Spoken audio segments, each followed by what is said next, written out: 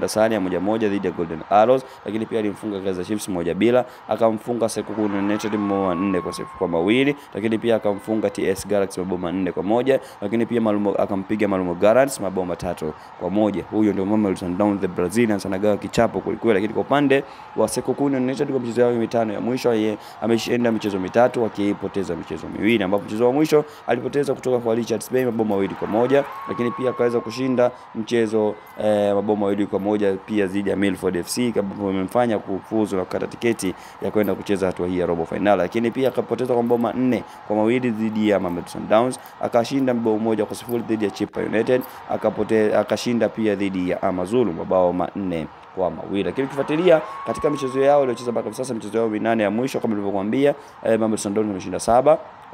akienda sana mchezo mmoja, hakuna ushindi wowote kwa upande wa Sekokune United. Na mchezo ambao umetoa magoli mengi zaidi ni mchezo wa mwisho waliocheza, ambapo Mamelodi Sundowns